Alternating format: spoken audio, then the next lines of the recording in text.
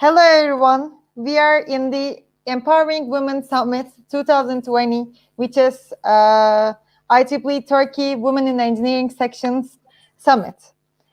We would like to welcome Mr. Bryan Humphrey today.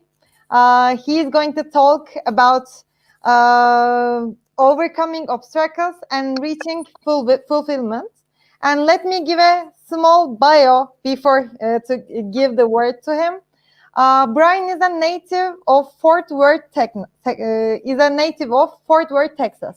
He graduated from Wiley College in spring 2013 with a bachelor's degree in sociology and earned a master's degree in social work from Stephen F. Austin State University in spring 2016.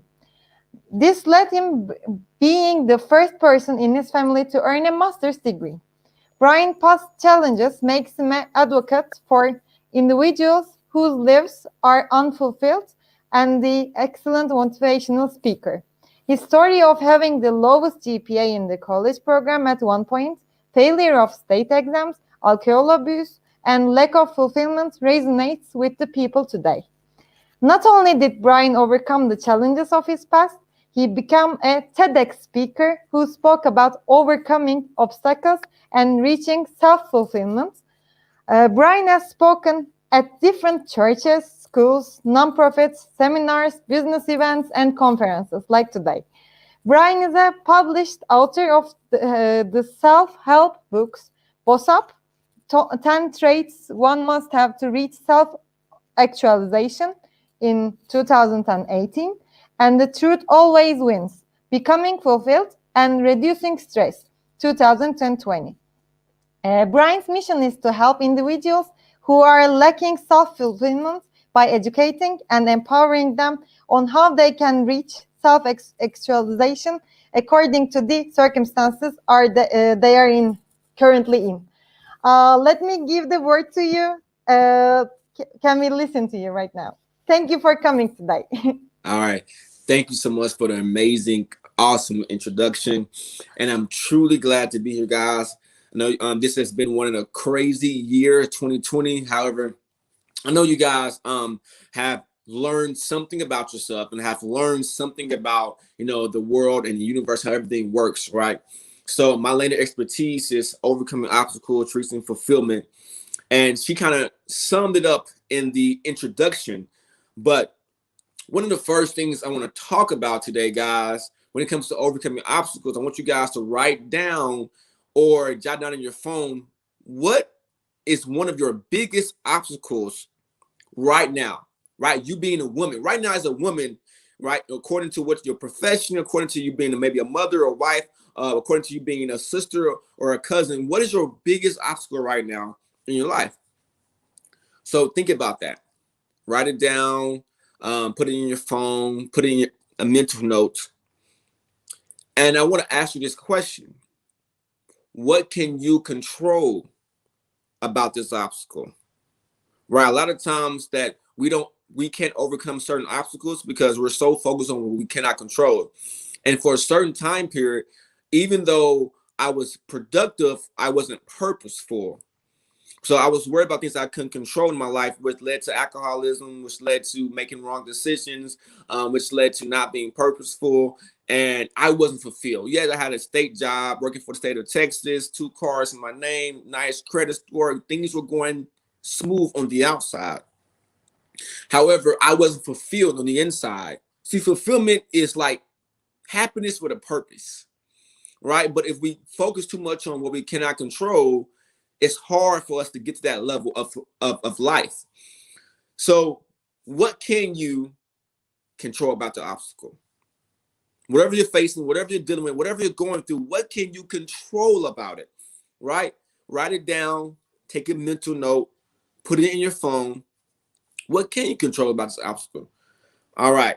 So the next question I want to ask you guys is, what are the steps you can take right now to give yourself a chance at overcoming this obstacle that you're encountering to become more fulfilled, right? Think about it, guys. What are the steps you can take right now? Small steps are better than no steps.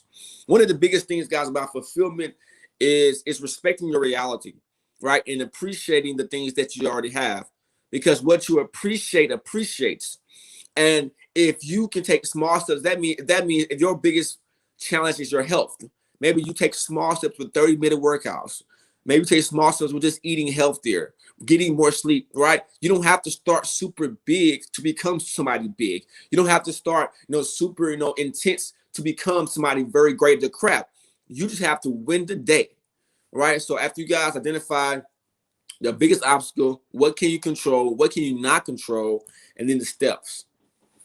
Okay, guys, so one of the biggest things when it comes to fulfillment in our mental health and overcoming obstacles is identifying your purpose or knowing your purpose. See, I believe your purpose is unlocked from your past struggles and your gifts and talents.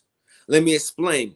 Right, I always knew that I was a pretty good communicator, but once I really started speaking, I said, man, speaking, this thing is my gift. Communicating is my gift, my natural gift.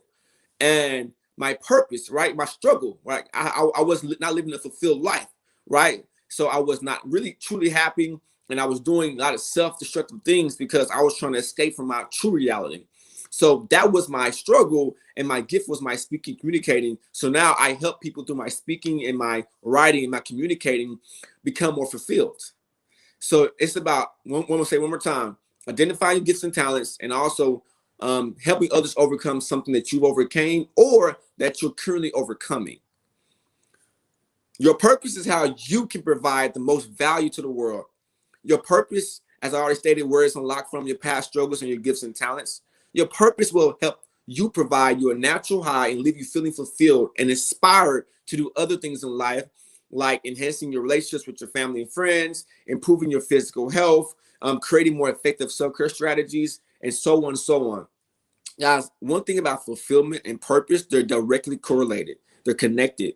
Because when you're doing what you're credited to do, and you're doing what you love, and you're actually good at the thing that you do what you love, what it does is it puts you in a space where like you can literally feel unstoppable. So I know you guys are women, and y'all have a different type of emotional stand base on certain things, but your purpose is emotional. It gives you connection. It gives you that passion. It gives you, when you're tired from, you only slept 5 hours, but you wake up and you operate in that purpose. It gives you that energy to go about your day. All right, guys. So one thing I want to help you guys when it comes to overcoming obstacles, you guys, this is very important also, is to make time for what you enjoy. A lot of times we're so focused on the obstacle. We're so focused on what we think we're supposed to do. We don't make time for the things. If that's gardening, if that's going for a hike, if that's baking muffins and cakes, if that's drinking your favorite glass of wine, whatever it is, make time for what you enjoy. Give yourself a break from all the work and all the hassle that especially 2020 had to offer, and I know 2021 is going to offer. All right, another thing is that you want to work at a company or organization that you respect the people there and the organization's mission, right? If you are your own entrepreneur, if you have your own business and you're doing your stuff by yourself, that's fine. But for those people who have a 9-to-5 or a regular job, you want to work at a job that you can really connect with, right? A lot of times we find a job with the most pay and a job that we can try to get the most benefits, but you go in uninspired, you go in not happy, and you go in kind of like unfulfilled. And what happens is, even though you're making more money from the job itself, you're not growing, and you're not be able to be inspired and to elevate in different areas in your life. So one thing, especially guys, when it comes to, I always encourage people to find a job, a company that they really admire the mission, and then create their own dream or side hustle, or create their own, business on the side, and that can match their income or overcome the income that they will make from the job that paid more. Because what it's going to do is, it's going to, even though you're a little more busier and you may have to make a little more sacrifices, you're going to be more happier. You're going to be more fulfilled because you're doing what you're supposed to do. And the people you're around, you're working with, you respect them, and y'all can work together as a team. And you won't feel like you're forced to do it. It's like, it's an easy flow. Like, this is what I want to do. Like, I want to work here. Like, I want to serve like this. I want to operate my purpose. This is what I want to do. All right. Another thing, guys, when it comes to your fulfillment and overcoming obstacles is kind of respecting your reality, but sometimes you may have to downgrade certain things to upgrade other things. Right? One of my chapters in my latest book, The Truth Always Wins, I put downgrade your lifestyle. Now, downgrading your lifestyle, I don't mean not have your fun. What I mean is that when you're trying to become more purposeful or fulfilled, there'll be certain things in your life you have to downgrade, you have to decrease. If that's your apartment size, if that's, for example, guys, I went from a 800 square feet to a 500 square feet, so I can invest way more money into my business. I gave up alcoholism almost 3.5 years ago. I still go out and have a good time, but I do not drink. I stick to that. I do not smoke. And there's certain things that I don't do that I used to do, so I can become the person I am today. And think about it. Write down the things that, guys, that you know that's holding you back from your elevation, from your growth, from you being fulfilled. Right, guys? I'm telling you, it was a point where like I had to take a whole year off from speaking. So my first actual speaking engagement was 2016. I just got my master's degree. I was 25 years old. I'll be 30 years old on Sunday. So happy birthday to me, early birthday to me. And what happened was, before I went and spoke to a group of 250 seniors, after senior day, whatever you call it, I had took 3 shots of alcohol before I went inside, and then I went and got drinks afterwards. And I thought to myself, I said, I don't have to be perfect, but if I want to inspire some people, thousands of people across the world one day, it has to start with me overcoming this horrible habit I have. There's nothing wrong with having a good time, winding down, getting a drink with your friends. But for me, it literally was like one of my things I went to too much. And it started to take over my life. I depended on it to calm down. I depended on it to relax. I depended on it for everything. And sometimes I was even drinking before I was going to church. And I realized something very important. I said, if I really want to be legitimate at what I do and feel the spark and drive and have the passion, I got to take a year off and really focus on myself first before I get back in the speaking game. So I took a whole year off of speaking. In 2017, I went back. I started back speaking in May 2017 after I failed the license exam 3 times to be a social worker. I left my state job with no job lined up. I literally had about 2-3 months of savings, and I ended up finding a job a month later at the nonprofit that I still do therapy for. And I started my business in 2017. That's what led to me really starting the writing and the speaking, knowing that if I stop what I'm doing, I'm not going to be the person I need to be. So I want you guys to think about this real quick. You think a lot of times people make changes, and you're trying to grow and you're trying to become a stronger woman and become a stronger engineer and become stronger in your profession, your career, but your actions and your habits aren't changing, right? So you want to be this amazing woman in your career, this leader, this director, this crazy, awesome engineer. And then you also want to have your own business on the side. You want to do so many great things, but you have a hand, right? There's only so many things you can fit in this hand. And if you keep putting too many things in your hand, you can never really focus on the things that's going to get you to grow. So sometimes we have to subtract to add. So I really want you guys to keep that in your mind. And that's the same thing about downgrading lifestyle. Sometimes, guys, you have to subtract. Sorry, women, you have to subtract to add. And so don't be afraid to make the sacrifice, because it's going to elevate your life, and people around you are going to be more grateful for you because you're more fulfilled and happy. All right. The next thing, guys, is to get around others who support your dreams and goals. I know this is very, like, you hear this all the time. Get around people that support you, right? Stop being around negative people. But the reality is, like, when you're around people that support you and that believe in you, like, they encourage you, like, even though you make a mistake, even though you lost, even though you maybe had a long day, you can keep pushing because you know there's people in your corner that really is rooting for you and cheering for you, not just because they want to say, hey, I'm your friend when you make it, because they want to see you genuinely happy. They want to see you genuinely fulfilled. So if you have people in your life, if that's family, if that's a spouse, if that's friends that are negative, guys, I know sometimes it's very difficult and you can't just stop hanging with people who are negative, but there's certain ways you may have to communicate with them that will allow them to understand that you don't want to deal with the negativity. right? There's certain ways that you may want to minimize your time. If you're one of your parents or if one of your close friends from high school is negative, you want to start minimizing the time until they see that you're not really playing with them and they can be more positive, right? Because the more optimistic people, the more supportive people you have in your corner, the more likely you're going to continue to go and live your wildest dreams and be fulfilled and overcome those obstacles. It's hard to overcome negativity when you're around negativity too much. It's really hard to do that. Really think about that. All right. Another great thing when it comes to fulfillment, we were halfway through, guys. So I hope you guys are feeling well. Hope you guys are ready to ask questions, and I'm gonna provide you so much value. But another thing about fulfillment, this is actually very strategic, right?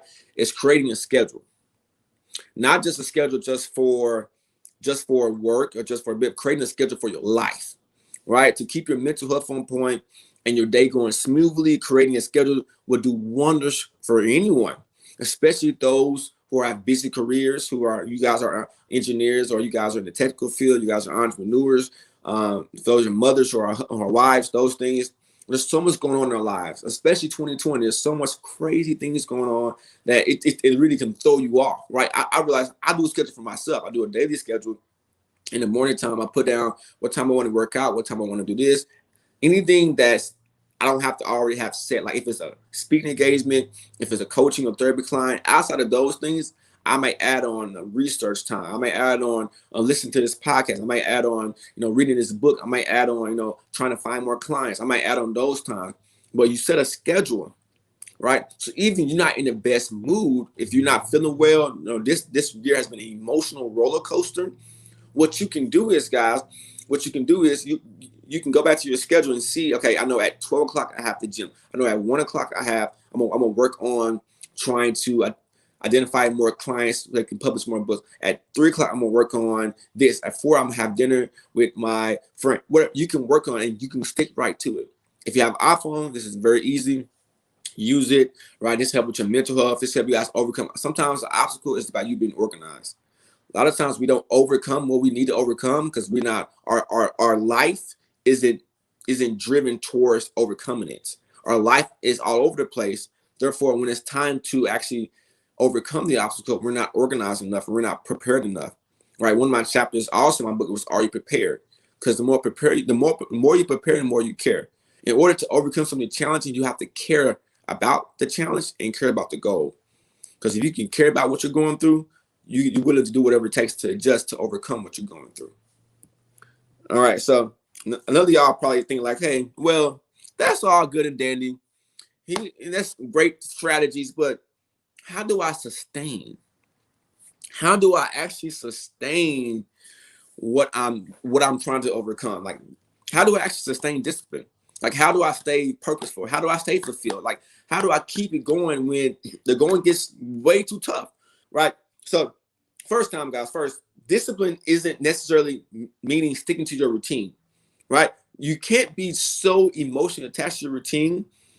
I want you guys to focus on goals and dreams and desires more, because routines change, and this year is crazy, right? A person can be routine-like but not growing.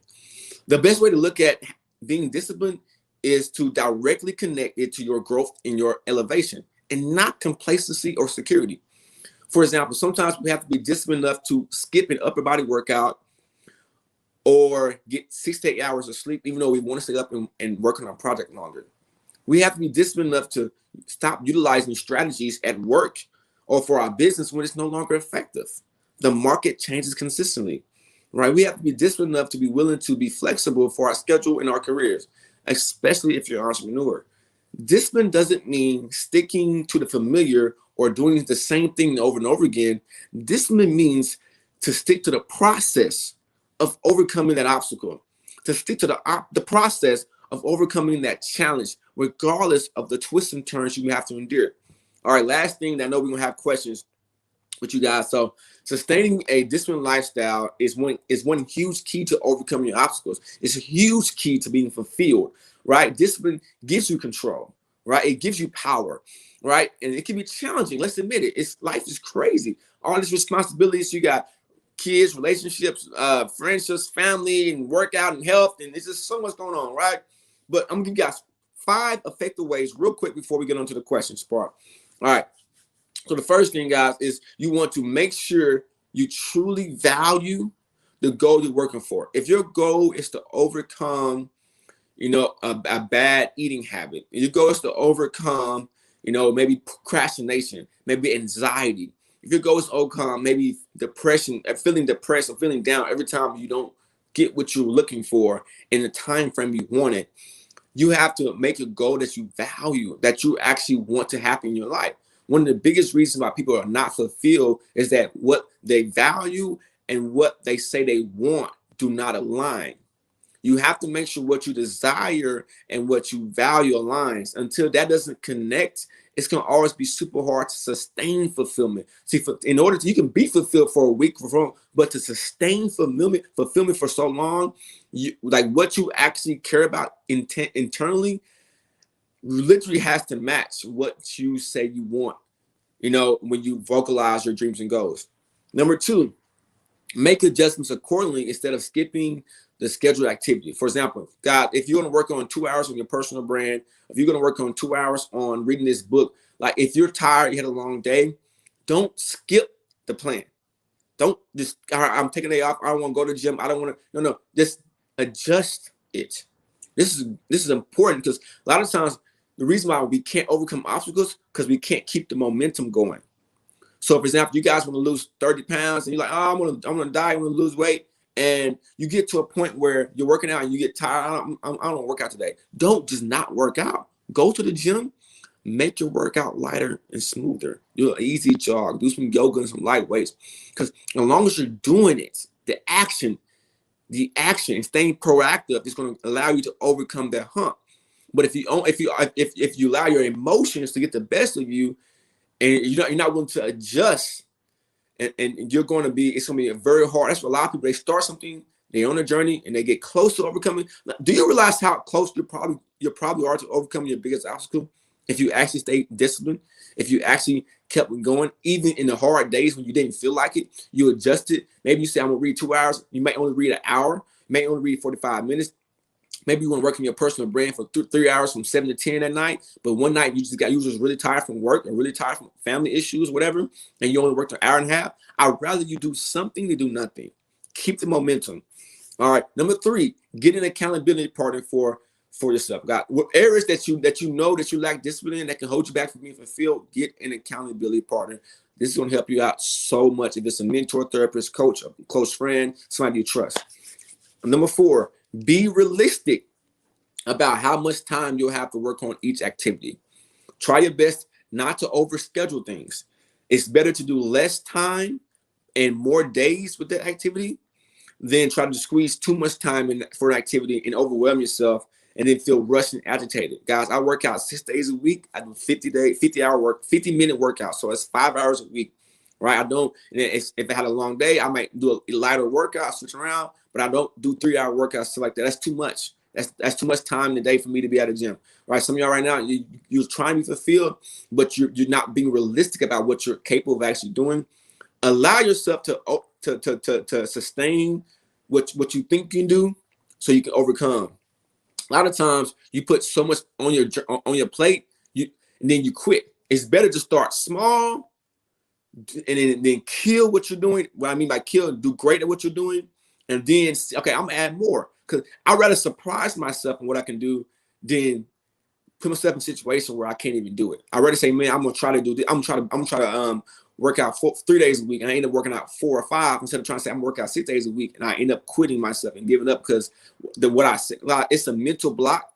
When you set too much for yourself at one time, you'll actually give up. But when you move slow, like the turtle, and you start doing a little bit per day, you actually can sustain it and you get more out of it and you be more fulfilled because you keep growing. It's a mental thing. I'd rather you grow than try so much and you don't any grow at all and you end up quitting. The reason why you probably quit because you're not realistic about what you can actually do.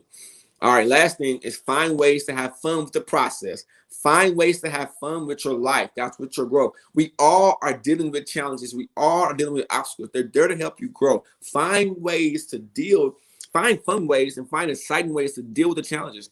They're going to come. regardless, right? And 2020, we seen 2020 was a straight punch in the face.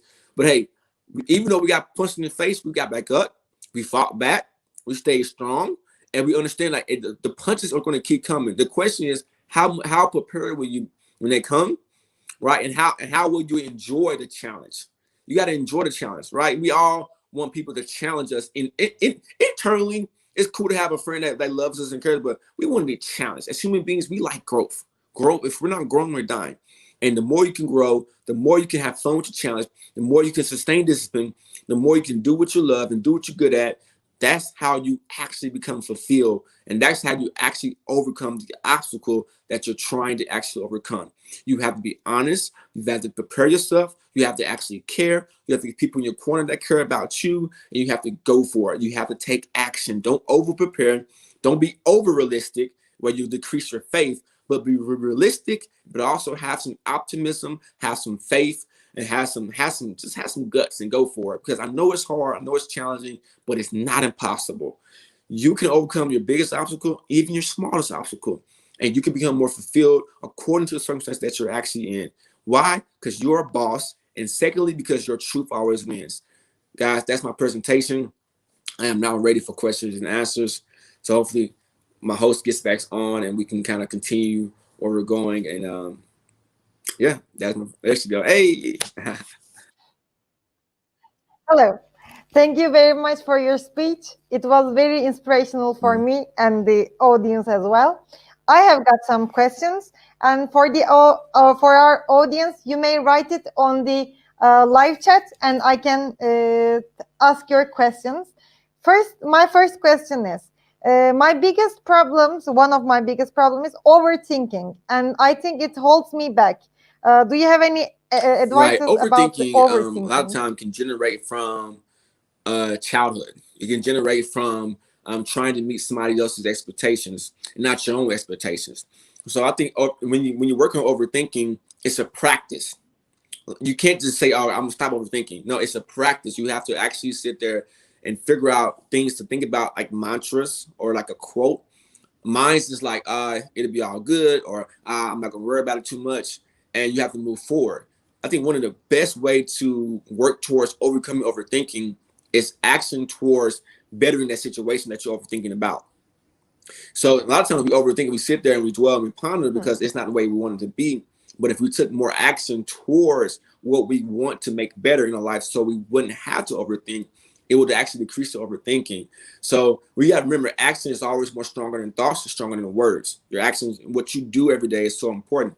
So for anybody else who's struggling with overthinking, you want to think about what is the actual problem or issue that you're dealing with that makes you overthink. Now, I want to challenge you this, for you and anybody else who's dealing with. I want to challenge you.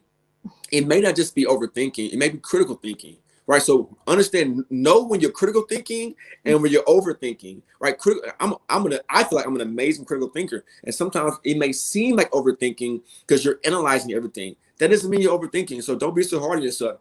It may be critical thinking, and you actually may be doing what, and that may be your dominant personality. Maybe a very analytical, cautious person. Nothing wrong with that. Accept that and embrace that and use that to your advantage. So that's the main three things is to take action towards the thing that you're overthinking about. The second thing is don't be so hard on yourself. Don't overjudge yourself. And the third thing is to identify if are you actually overthinking or are you critical thinking. And then once you identify those things, and then you can kind of see where the gaps are, and then fill those gaps in over time. And the fourth thing, practice. Practice it, practice it, practice it, practice it. So within a process of time, you'll be able to say, you know what, that's not going to bother me today. I'm going to move forward. I'm going to push forward. So those are some tips. Thank you. I'm going to think Awesome. about it. Awesome. Thank you. My second question is, most of the people are fear rejection. So they cannot do what they really want to do.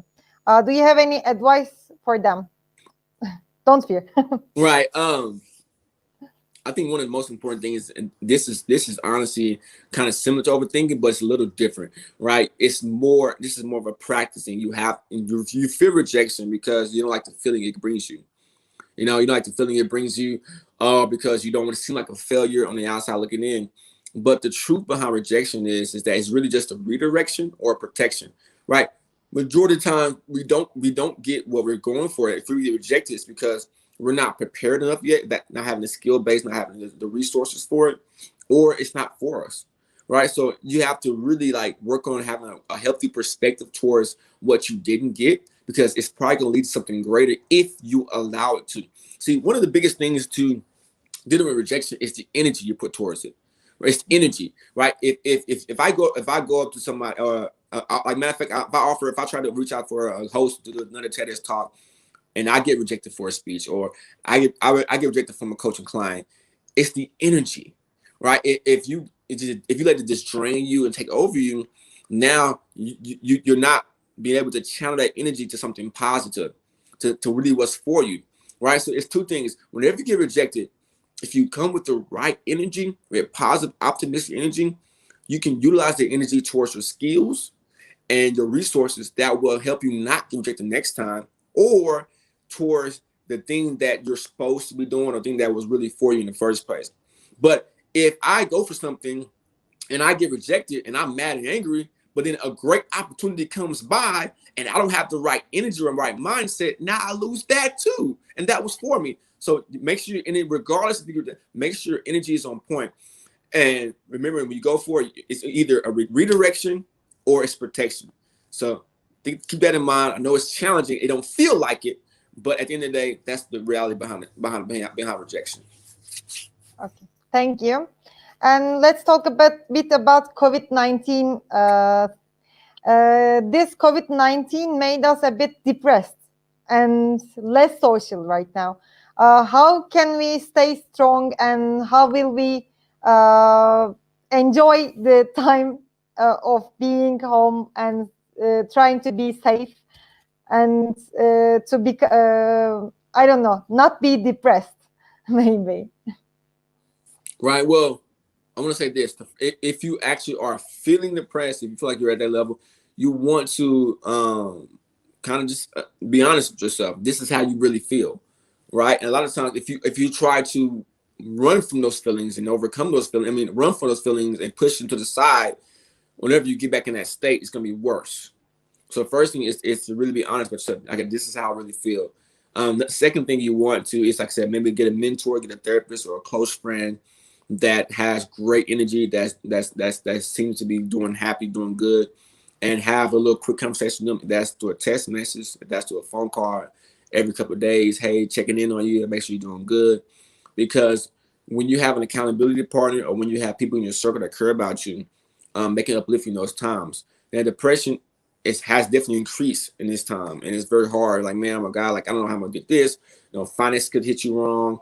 Maybe relationships, you're around people too much, and that can be irritating.